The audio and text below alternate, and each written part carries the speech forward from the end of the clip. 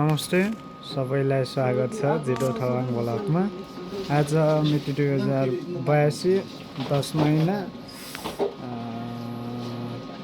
23 गते हामी चाहिँ डिजिटल थवाङ भन्नु हाम्रो गाउँमा डाङसाली छायाखाना जितेन्द्र दाइले प्रोपराइटर जितेन्द्र दाइले चाहिँ डिजिटल प्रिन्टिङ हामीले ब्यानर प्रिन्टिङ गर्नको लागि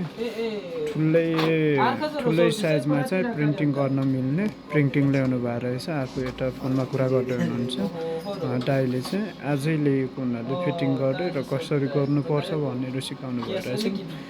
मेकानिक दाइ उता हुनुहुन्छ।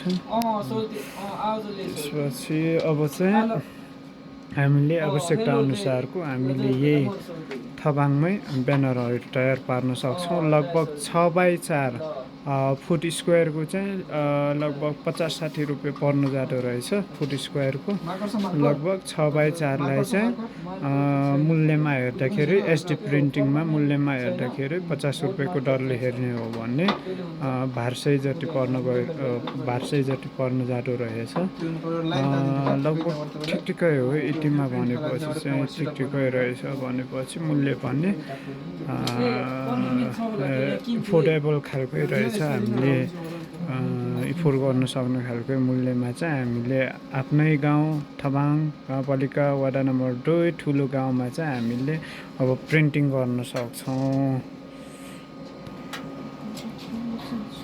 अरू डिटेल चाहिँ अब आउनुभयो भने आफै थाहा पाउनुहुन्छ कसरी डिजाइन गर्ने के गर्ने भनेर। अब इच्छुक ब्यानर गर्न चाहनुहुन्छ भने गर्न सक्नुहुनेछ।